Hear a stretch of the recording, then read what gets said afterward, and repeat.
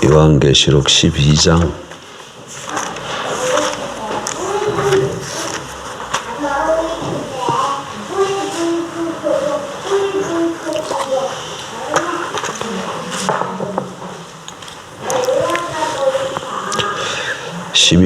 1절 17절까지 한 장 보겠습니다. 하늘에 큰 이적이 보이니 해를 옷 입은 한 여자가 있는데 그 발 아래에는 달이 있고 그 머리에는 12별의 관을 썼더라. 이 여자가 아이를 베어 해산하게 되매 아파서 애를 쓰며 부르짖더라. 하늘에 또 다른 이적이 보이니 보라 한 큰 붉은 용이 있어 머리가 7이요 뿔이 10이라. 그 여러 머리에 7 왕관이 있는데 그 꼬리가 하늘의 별 3분의 1을 끌어다가 땅에 던지더라. 용이 해산하려는 여자 앞에서 그가 해산하면 그 아이를 삼키고자 하더니 여자가 아들을 낳으니 이는 장차 철장으로 만국을 다스릴 남자라. 그 아이를 하나님 앞과 그 보좌 앞으로 올려가더라. 그 여자가 광야로 도망하며 거기서 1260일 동안 그를 양육하기 위하여 하나님께서 예비하신 곳이 있더라. 하늘에 전쟁이 있으니 미가엘과 그의 사자들이 용과 더불어 싸울세 용과 그의 사자들도 싸우나 이기지 못하여 다시 하늘에서 그들이 있을 곳을 얻지 못한지라. 큰 용이 내쫓기니 옛병고 마귀라고도 하고 사탄이라고도 하며 온 천하를 꿰는 자라. 그가 땅으로 내쫓기니 그의 사자들도 그와 함께 내쫓기니라. 내가 또 들으니 하늘에서 큰 음성이 있어 이르되 이제 우리 하나님의 구원과 능력과 나라와 또 그의 그리스도의 권세가 나타났으니 우리 형제들을 참수하던 자 곧 우리 하나님 앞에서 밤낮 찬수하던 자가 쫓겨났고 또 우리 형제들이 어린 양의 피와 자기들이 증언하는 말씀으로 그를 이겼으니 그들은 죽기까지 자기들의 생명을 아끼지 아니하였도다. 그러므로 하늘과 그 가운데에 거하는 자들은 즐거워하라. 그러나 땅과 바다는 화했을진저 이는 마귀가 자기의 때가 얼마 남지 않은 줄을 알므로 크게 분내어 너희에게 내려갔음이라 하더라. 용이 자기가 땅으로 내쫓긴 것을 보고 남자를 낳은 여자를 박해하는지라. 그 여자가 큰 독수리의 2날개를 받아 광야 자기 곳으로 날아가 거기서 그 뱀의 낯을 피하여 한 떼와 2떼와 반 떼를 양육받으며 여자에 대해서 뱀이 그 입으로 물을 강같이 토하여 여자를 물에 떠내려가게 하려 하되 땅이 여자를 도와 그 입을 벌려 용의 입에서 토한 강물을 삼키니 용이 여자에게 분노하여 돌아가서 그 여자의 남은 자손 곧 하나님의 계명을 지키며 예수의 증거를 가진 자들과 더불어 싸우려고 바다 모래 위에 서 있더라. 아멘.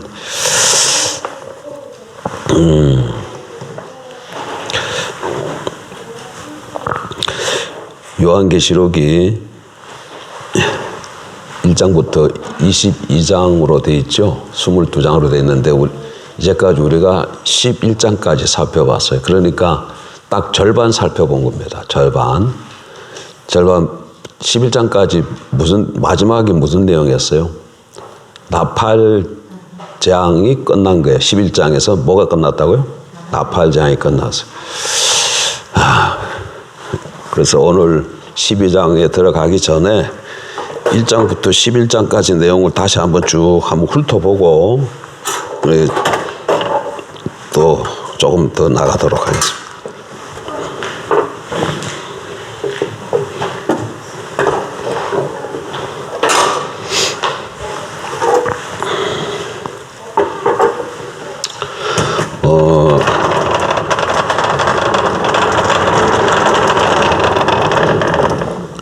여러분들은 어떤지 모르겠습니다만은 저는 개인적으로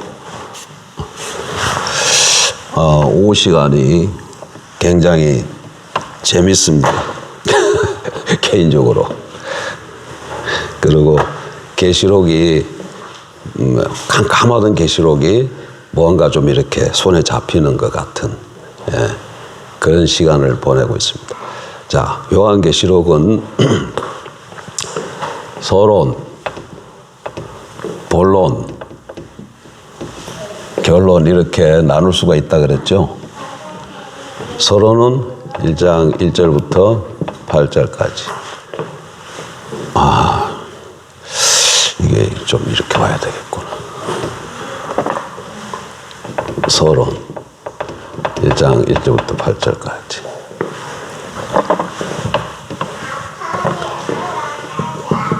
결론은 22장 5절부터 21절까지.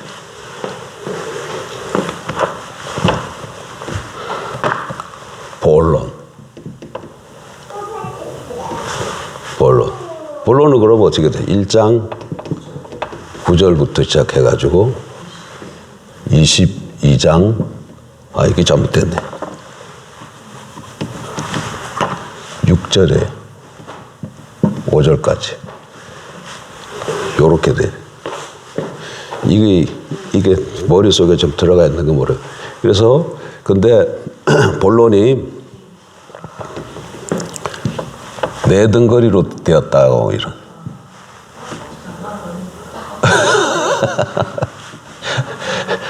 (1장 9절부터) (3장 22절까지) 그 다음에 (4장 1절서부터) (16장 21절까지) (17장 1절서부터) (20장 15절까지) 여기는 (21장 1절서부터) (22장 5절까지죠. 요거 첫 번째 한복음 요게 뭐예요?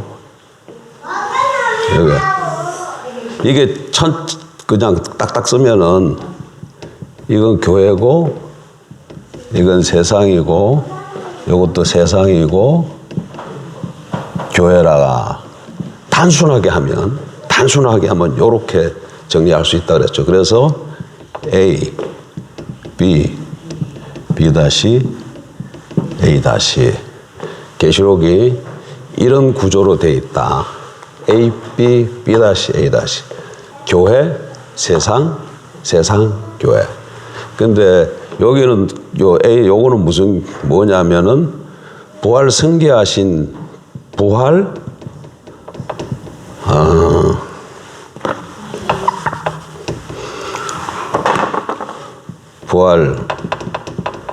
승계하신 예수님이 소아시아 7교회에게 주신 말씀이에요.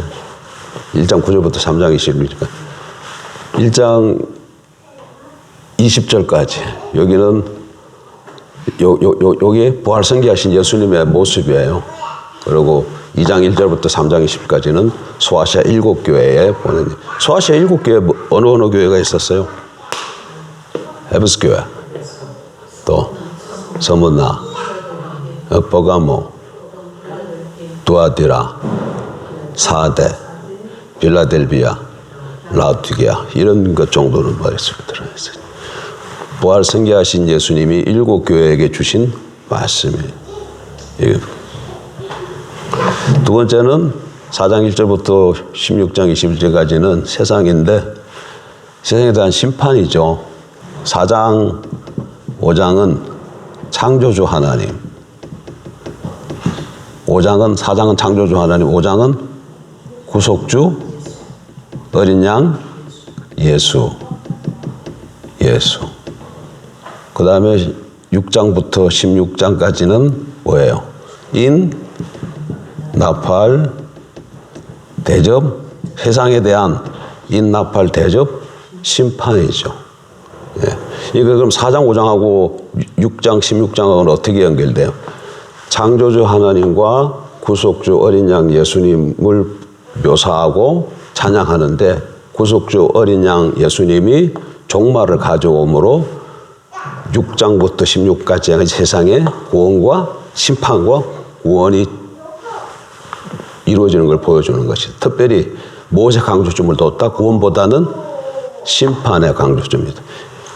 하나님이 구약 성경에 보면 하나님이 임재하시면 하시는 일이 자기 백성은 구원하시고 이방은 심판하시잖아요. 이방 심판하시. 하나님 임재하시면 하시는 일이 이거예요. 그러니까 어린 양 예수 그리스도가 종말을 이 땅에 오셔서 종말이 시작되므로 이 세상에 대해서 심판하시고 교회는 구원해 가시는 거죠. 근데 계시록에는 구원보다는 심판에 좀 더 치중해서 인나팔 대접 심판으로 나타났다. 그런데 이 인나팔 대접이 직렬이 아니고 병렬이다. 인, 나팔, 대접 이렇게 봐야 된다 그랬죠. 이렇게 인, 나팔, 대접 이렇게 직선적으로 보는 게 아니다. 초령과 재림 사이에 일어나는 사건을 강도가 점점점 세게 강해지는 것을 새 심판을 통해서 보여주는 것이다. 근데 여기는 이제 세 덩어리, 세 번째는 큰 성 바벨론의 바벨 멸망과 최후 심판. 네 번째는 새 창조와 거룩한 성 예루살렘 성 이렇게 되죠. 자, 여기는 아직 안 살펴봤고, 그러니까 우리가 살펴본 거는 여기서 지금 몇 장까지 왔다는 거예요, 여기서. 11장까지 온 거예요. 11장까지 왔는데, 이제 보면 여기지. 나팔. 끝난 거예요, 나팔까지. 그 다음에 대접 심판부터 우리가 12 대접 볼 텐데, 여기서 이 나팔 대접 심판에서 특징이 뭐가 있다 그랬죠? 인나팔 6번째와 7번째 사이에 항상 뭐가 있다고? 막간이 있어요. 막간. 삽입 순간이 돼. 인에 있어서는 6번째와 7번째 심판 사이에 막간이 몇 장이었어요? 7장이었습니다. 7장. 그리고 내용은 땅에 있는 교회와 땅에 전투하는 교회 14만 4천과 승리한 하늘의 교회를 보여주고 있죠. 왜 이 내용이 7장에 이 내용이 들어가느냐? 6장에서 6번째 인심판이 뭘로 끝난다고? 누가 이 하나님의 크신 진노 가운데 서리요 하고 끝나는데 거기서 누가 설 수 있다? 하나님의 교회가 설 수 있다. 그걸 보여줘요. 그리고 몇 번째. 그 다음에 나팔 심판도 6번째와 7번째 사이에 막간이 있다. 여기 막간은 뭐예요? 여기는 10장, 11장이었잖아요. 10장, 11장. 10장은 무슨 내용이에요? 힘센 천사, 열린 책을 갖고 있는 힘센 천사와 그 천사로부터 열린 책을 먹은 요한. 11장은 두 개죠. 성전 측량과 두 증인 얘기. 그리고 나팔 두 증인 얘기. 그리고 뭘로 끝난다고? 7번째 나팔 심판으로 끝나요. 그래서 11장까지가 끝나는 거예요. 11장까지가. 그럼 이제 12장부터 13장, 14장. 이 대접 심판은 6번째하고 7번째 사이에 막간이 있다 그랬어요? 없다 그랬어요? 이거는 없어요. 대접 심판은 그냥 첫 번 1부터 7번째까지 그냥 쭉 가는데 나팔과 대접 사이에 요 앞에 들어갔다 그랬죠. 그래서 여기 보면 12, 13, 14 요 세 장이 삽입 들어갔다. 삽입. 12장은 뭐예요? 12장은 지금 우리가 살펴봤던 거. 12장은 여자와 용, 뭐 크게 여자와 용. 13장은 바다 짐승과 땅 짐승. 13장은 바다 짐승과 땅 짐승. 바다 짐승은 7머리 10뿔, 땅 짐승은 짱처럼 2뿔 가지고 있다. 14장은 여기 다시 14만 4천 얘기가 쭉 나오고, 그 다음에 15, 17은 이제 대접 심판으로 넘어가게 되는 거죠. 이게 큰 구도입니다. 이게 큰 구도. 그냥 이렇게만 알고 있어도 그냥 자세한 내용을 몰라도 그 대신에 참 아까 이거 얘기를 해야지. 왜 나팔 심판에서 6번째 나팔과 7번째 나팔 사이에 요한과 성전 측량과 두 증인 얘기가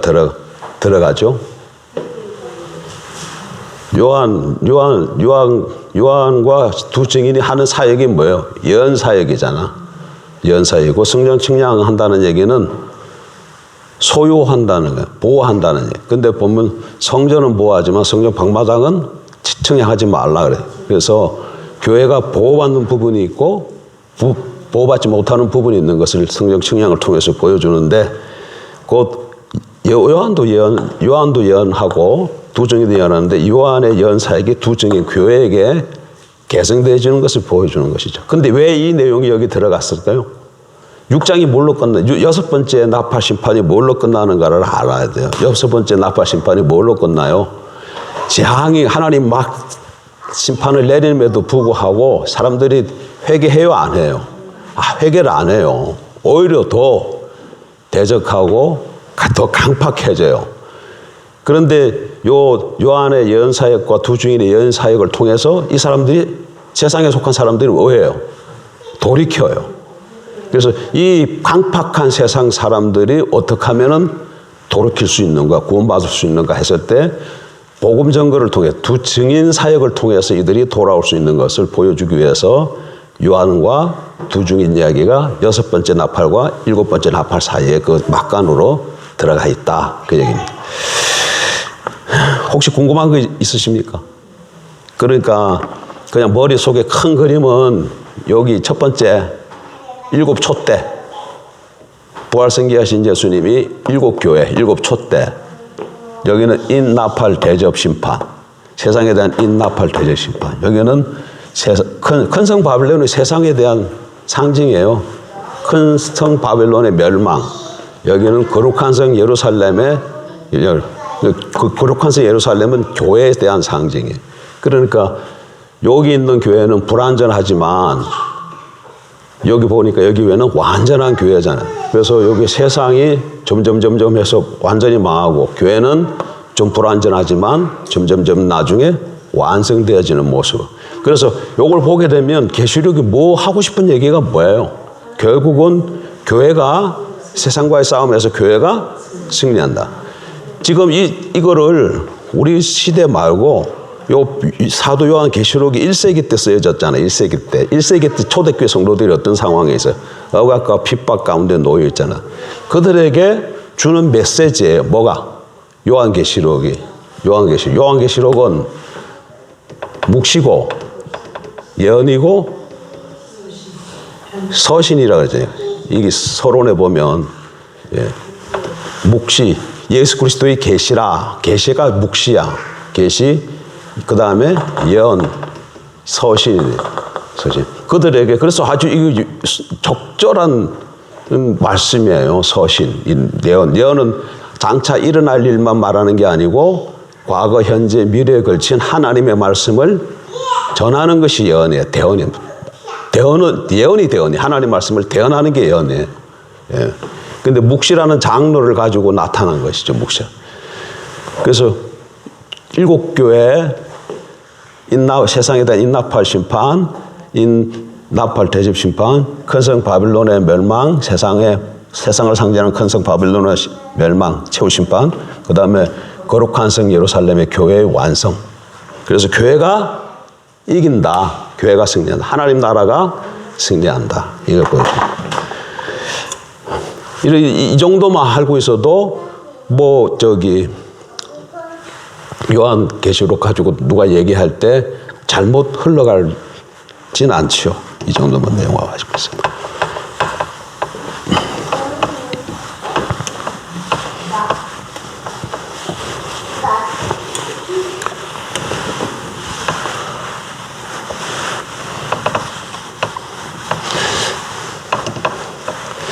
자, 오늘은 계시록 12장인데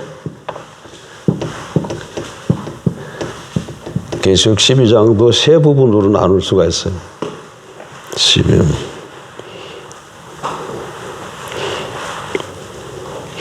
16.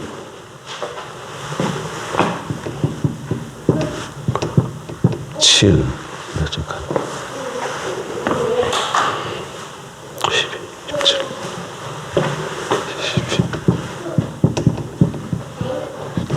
계시록 12장이 1절부터 17절까지 되는데 이렇게 셋으로 나눌 수 있어요. 요 내용은 용과 여자의 전투.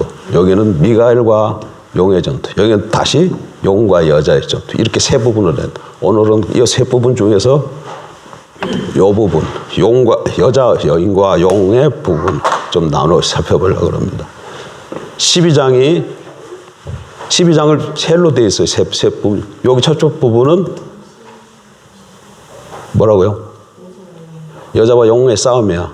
여자와 용 싸움. 여기는 미가엘과 용과 싸움이고, 여기 13장 17절, 13절 17절은 여기 또 다시 여인과 용의 또 싸움이에요. 여기서. 근데 1절부터 6절까지만 좀 보겠다. 그 얘기. 1절부터 6절까지만 다시 한번 읽어보죠. 하늘에 큰 이적이 보이니 해를 옷 입은 한 여자가 있는데 그 발 아래에는 달이 있고 그 머리에는 12별의 관을 썼더라. 이 여자가 아이를 베어 해산하게 되매 아파서 애를 쓰며 부르짖더라. 하늘에 또 다른 이적이 보이니 보라, 한 큰 붉은 용이 있어 머리가 7이요 뿔이 10이라. 그 여러 머리에 7 왕관이 있는데 그 꼬리가 하늘의 별 3분의 1을 끌어다가 땅에 던지더라. 용이 해산하려는 여자 앞에서 그가 해산하면 그 아이를 삼키고자 하더니 여자가 아들을 낳으니 이는 장차 철장으로 만국을 다스릴 남자라. 그 아이를 하나님 앞과 그 보좌 앞으로 올려가더라. 그 여자가 광야로 도망하며 거기서 1260일 동안 그를 양육하기 위하여 하나님께서 예비하신 곳이 있더라. 1절부터 6절에 보면 등장인물이 셋이 나와. 등장인물이 셋. 뭐 나와요? 여자가 나오고, 여자가 낳는 아이가 있어요. 이 여자가 지금 임신해 있어. 아이가 있고, 그 다음에 용이 있어요. 용. 근데 이 여자가 아주 여자의 모습이 아주 뭐라고 표현해야 될까? 영광스러운 모습하고 해서 해를 옷 입고, 여자가 어떻게 하고 있다고요? 해를 옷 입고. 우리는 이런 옷 입었잖아. 근데 이런 옷이 아니라 태양에 해를 옷 입고, 발에 달을 밟고, 머리에는 12별의 관이 있어. 이거 그림으로 좀 못 그려야 돼. 그런데, 그러니까 이거는 여자의 모습이 해, 달, 별로 지금 묘사하고 있잖아요. 해, 달, 별로 묘사하고 있어요. 해, 달, 별로 묘사하고 있어요. 그러니까 이런 해의 영광과 달의 영광과 별의 영광으로 지금 여자가 꾸며져 있다는 거예요. 영광스러운 모습인 걸 알 수 있거든요. 여자가 그런 존재예요. 그런데 이 여자가 임신을 했어요. 근데 그 임신한 여자 앞에 큰 붉은 용이 나타났는데 머리가 7이고 뿔이 10이야. 그리고 7 왕관을 쓰고 7. 예.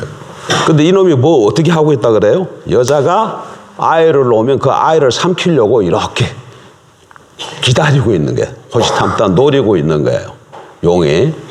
근데 여자가 아이를 낳았어요. 근데 아이가 태어나자마자 하늘로 올라가죠. 하나님 앞으로 올라가죠. 근데 이 아이에 대해서 뭐라고 얘기해요? 철장을 가지고 만국을 다스릴 자라. 이렇게 묘사하고 있어요.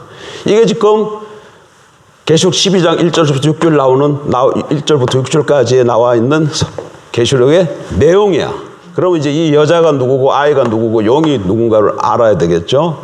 여자는 뭐겠어요? 여자는 교회 공동체입니다. 여자는 뭐라고요? 교회 공동체야. 해, 달, 별, 12별. 자, 이거 보면은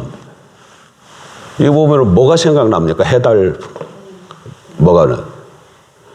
구약 성경에 이거 해, 달, 별, 이거 떠오르는 거 뭐 생각나는 게 없어요? 요셉의 꿈 생각하면서요. 요셉의 꿈. 요셉이 어느 날 하루 꿈을 꿨더니 해와 달과 그게 11별 인데 자기 별에게 11별이 자기에게 절하더라. 그러면 그 요셉의 꿈에서 해, 달은 뭐예요? 야곱과 라헬과 그래서 자기 배달은 형제들이잖아. 그럼 이게 뭐예요? 구약의 하나님의 백성이죠. 그러니까 근데 스데반에 의하면 광야의 이스라엘 백성들 하나님의 백성을 뭐라고 부르냐면 광야 교회라 그래. 스데반이 사도행전에서. 그래서 이 여자가 교회 공동체는 무슨 교회다? 구약 교회인 걸 알 수 있어요. 구약 교회를 여자가 나타내고 있는데, 근데 이 구약 교회들은 어쨌든 간에 이건 아주 영광스러운 모습이에요. 근데 아이를 낳는다 그랬어요. 이 아이는 누굴까?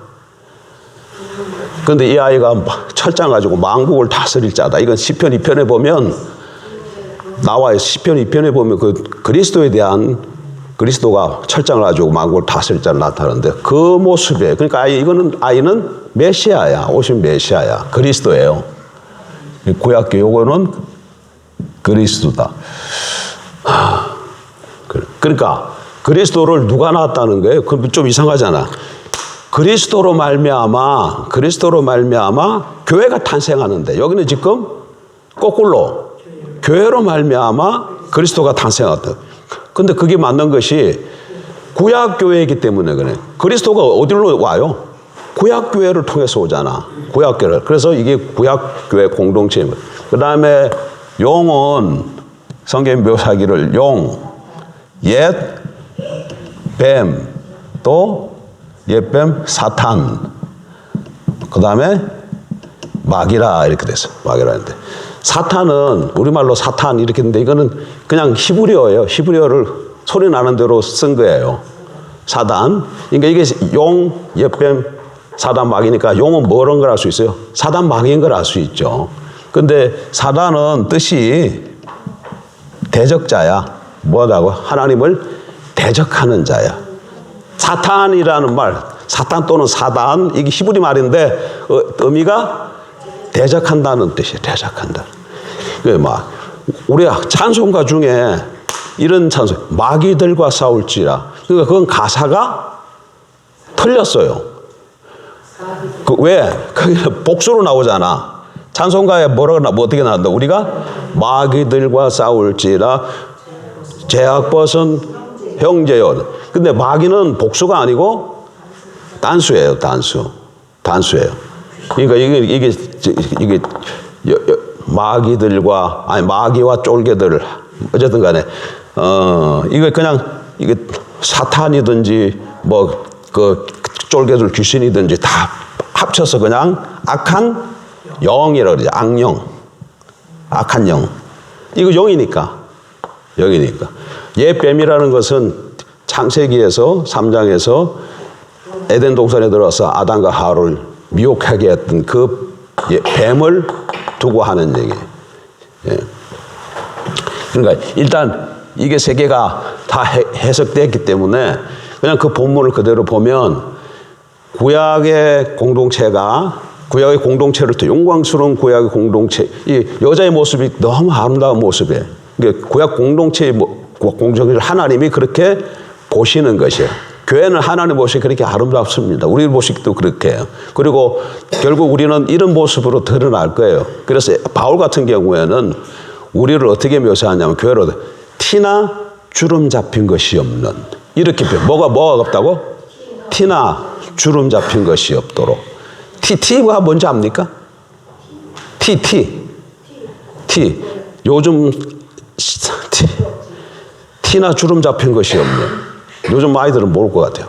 어쨌든 그런 것이 없는 아주 자그마한 조그마한 그런 흠도 없는 온전한 그 완전한 모습으로 우리를 하나님께서 빚어가시는, 그래 영광스러운 이런 모습으로 신약교회도 나중에 변하게 되겠죠. 구약교회가 이런들 예수 그리스도의 보혈의 피로 구속한 신약교회가 더 그럴 것은 당연한 모습이겠죠. 어쨌든 이 구약 공동체를 통해서 그리스도 메시아가 오시는데 그 용이 어떻게 하려고 했다? 그거를 삼키려고 하였다. 그렇죠. 이 사단이 그리스도를 죽이려고 여러 가지 많은 일을 시도했었죠. 대표적인 사건이 뭐예요? 구약 역사가 대부분 그 구약 역사는 다 그렇게 볼 수 있는데 대표적 사건 하나만 들으면 뭘로 들 수 있어요? 헤롯이 어떻게 했어요? 헤롯이 동방박사가 와가지고 유대인의 왕으로 나시니가 어디 태어났냐 했더니 베들레헴이다. 그러니까 떠날 때 헤롯이 나도 가서 경배할 수 있도록 너희가 보고 아이에게 경배하면 돌아가는 길에 내게 얘기해달라고 얘기하죠. 근데 동방박사들이 꿈에 계시를 받고 다른 길로 가버리죠. 그리고 나중에 자기가 쏘았다는 걸 알고 베들레헴 지방의 2살 이하의 모든 남자아이를 다 죽이라 그래요. 왜 2살 이하에 다 죽이라 그래요? 그 지역의 남자아이가 누구이기 때문에? 그리스도이기 때문에. 그리스도 때문에 그 2살 이하의 남자. 그러니까 사단이 헤롯을 통해서 그리스도를 죽이려고 했던 그런 사건인 거죠. 그냥 이 사건이 헤롯이 그냥 그런 엄청난 일을 벌였다 이렇게만 보면 안 되고 결국은 누굴 해하려고 그랬다? 그리스도를 해하려고 하므로 사단은 해야 할 일이 뭐예요? 그래서 구약 창세기 1장 2장 뭐예요? 하나님이 천지 만물을 창조하신 건데 그거는 뭘 만드신 거다? 하나님 나라를 세우신 거다. 3장으로 넘어가면 아담 하와가 타락한데 3장은 뭐예요? 하나님 백성이 뱀의 유혹을 받아서 타락한 거니까 뱀의 백성이 된 거 아니에요. 그래서 하나님 나라가 무너졌어요. 근데 창세기 3장 15절에 뱀을 심판하면서 하나님이 첫째 복음이 드러나게 하시죠. 뭐예요? 여자의 후손이 뱀의 머리를 상하게 할 것이다. 그러니까 여자 후손이 와서 뱀의 머리, 뱀으로 나타난 사단 마귀를 정복함으로 다시금 하나님 나라를 회복시킬 것을 선포한 거죠. 뭐가? 창세기 3장 15절 말씀, 창세기 3장 15절 말씀, 뭘 그렇게 읽어야 되는 거예요. 그렇게 읽어야 돼요. 그러면 창세기 3장 15절을 그렇게 읽으면 이 이후부터는 어떻게 봐야 돼요? 하나님 나라를 회복할 자를 하나님이 여자의 후손으로 보내주시겠다 그러니까 이 여자 후손이 빨리 와야 이 땅에 뭐가 세워지는 거예요? 하나님 나라가 회복되니까 그 다음에 성경 읽는 사람은 이걸 그렇게 깨달았다면 이 여자의 후손이 어떻게 오는가 그것을 관심을 가지고 성경을 쭉 읽어 나가야 되는 거죠. 왜? 이분이 와야 하나님 나라가 다시금 회복되어지고 세워지기 때문에 그런 거예요. 하나님 나라 들어가는 것이 구원입니다. 그런데 구약 성경에 보게 되면 그러니까 이렇게 하니까 뱀을 심판하는 중에 하나님이 이렇게 말씀하셨기 때문에 뱀은 여자의 후손이 오면 자기가 머리통이 깨진다는 걸 알아요, 몰라요? 알아요. 그럼 뱀이 하는 일은 뭐 해야 되겠어요? 이게 오는 것을 막아야 되겠죠. 그래서 구약의 모든 역사를 보게 되면 하나님은 나중에 이 창세기 3장 15절 보면 이게 두 부류로 바뀌잖아. 하나는 셋, 하나는 가인 계열로 바뀌어서 여자의 후손 계열이 되고 이거는 뱀의 후손의 계열, 셋과 가인 계열로 두 부류로 나뉘어요. 그러니까 셋 계열을 통해서 계속해서 여자의 후손이 오고 이제 이쪽은 계속해서 이게 둘 사이에 뭐가 있어요? 대적하게 되어지는 것이죠. 근데 그러니까 사단이 가인의 후손을 통해서 셋의 후손으로 올 여자의 후손으로 올 그리스도를 못 오도록 막아야 자기가 뭐 하는 거야?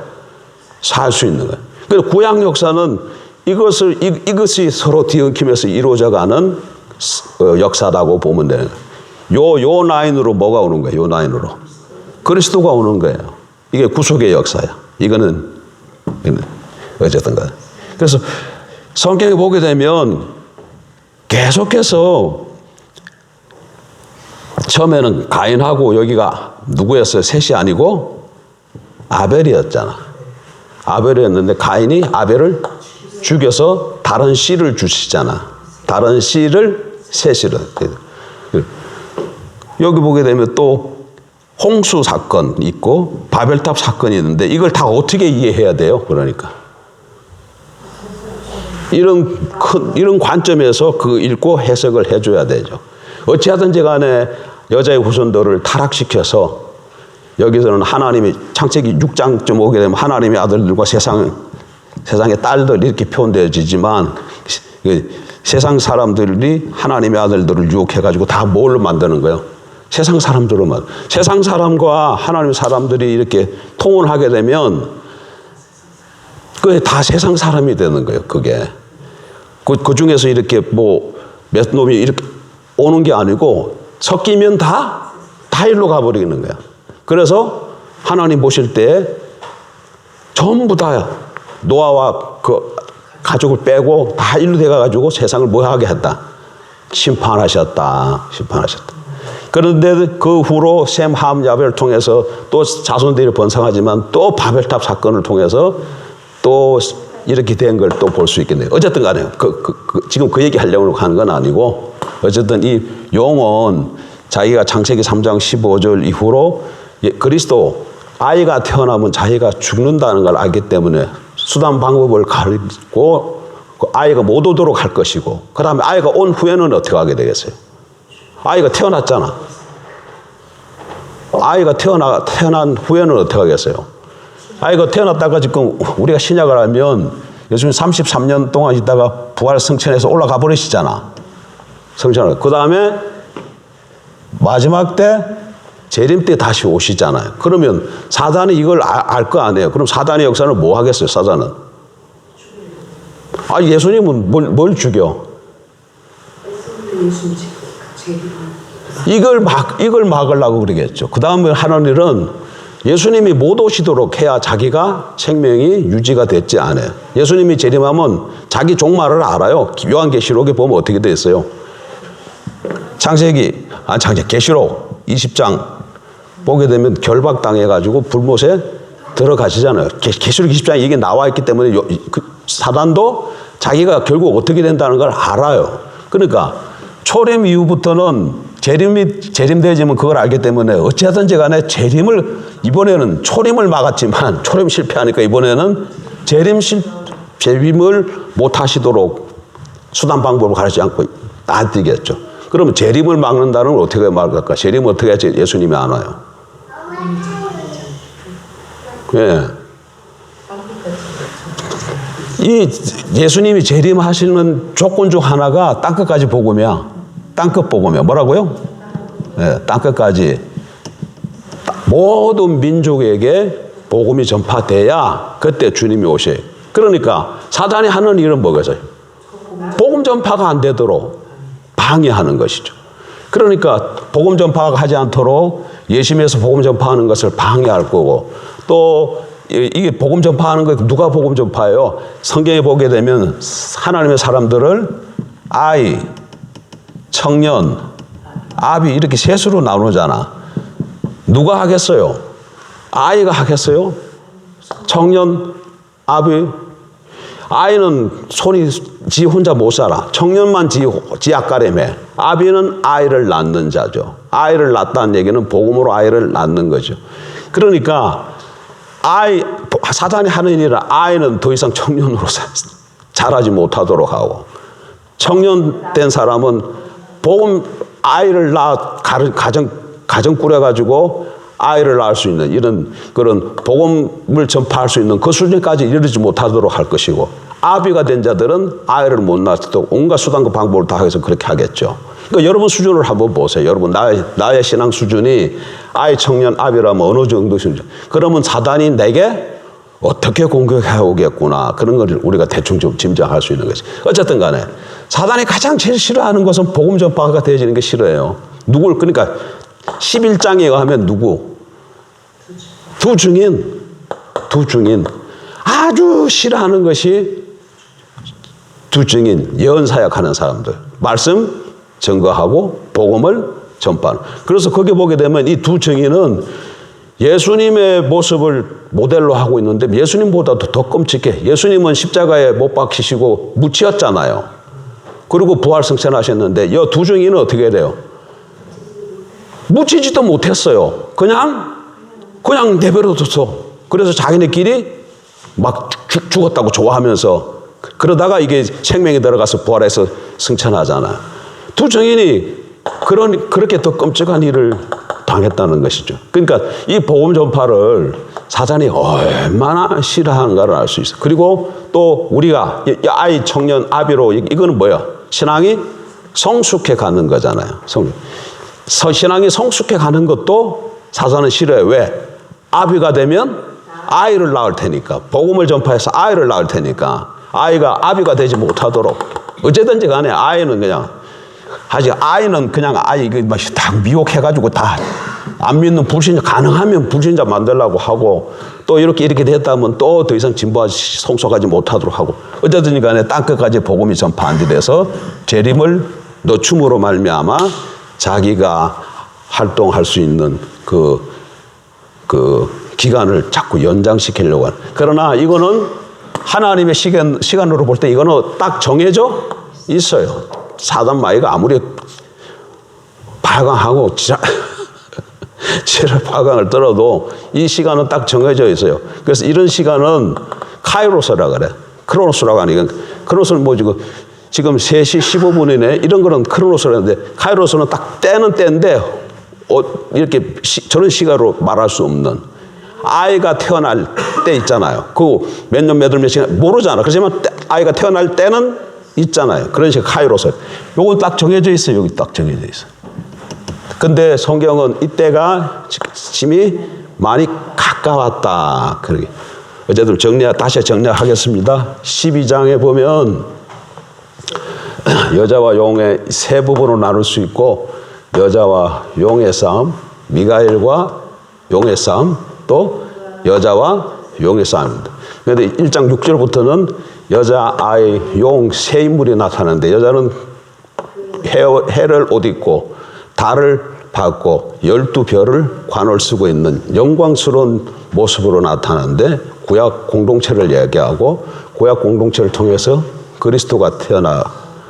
근데 그 아이가 태어나면 용이 잡아먹으려고 기다리고 있는데, 아이가 하늘로 올라가고 이 용이 열 받아가지고 어떻게 해요?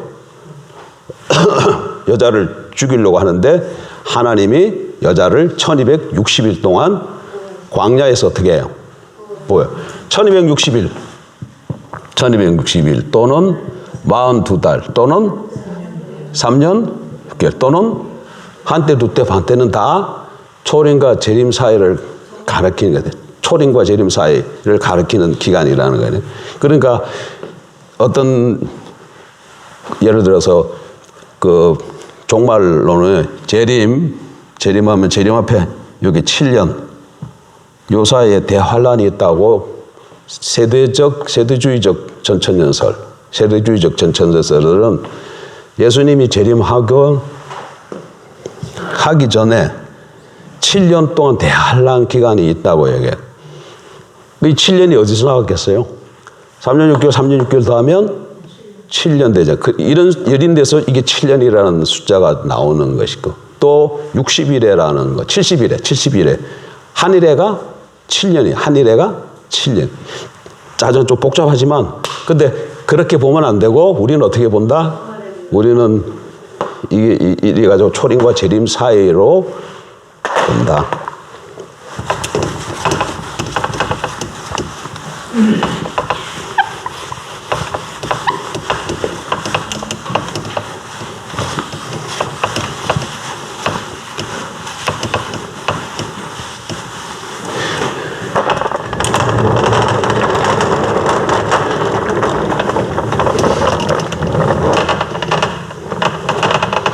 뒤에 보면 아이를 낳은 여인이 또 나타나는데, 그럼 아이를 낳은 여인은 뭐가 되겠어요?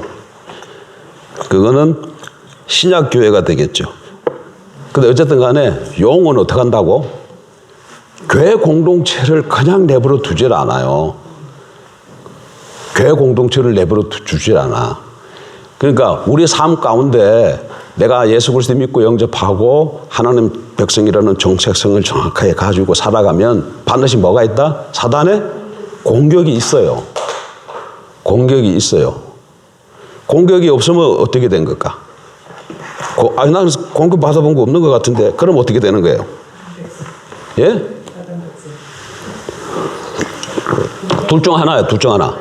그렇지. 사단 백성이든지 아니면 용이 이렇게 보니까 그냥 내버려둬도 괜찮을 것 같아.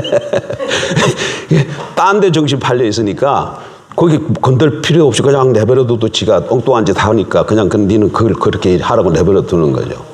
그러니까 우리가 정신을 바로 차리고 신앙 가운데 서면 반드시 어려움이 온다. 그럼에도 불구하고 하나님이 그 어려움을 어떻게 하신다? 이길 수 있도록 능히 감당할 수 있도록 은혜를 베푸신다. 이걸 잡아야 돼. 용이 우리를 어떻게 한다? 공격해요. 그러나 정신 차리고 우리가 말씀 붙들고 살아가면 하나님이 보호하시고 감당할 수 있도록 능력 주시고 감당 못할 때쯤 되면 피할 길을 열어주신다. 믿으십시오. 이게 성경 말씀이에요. 예.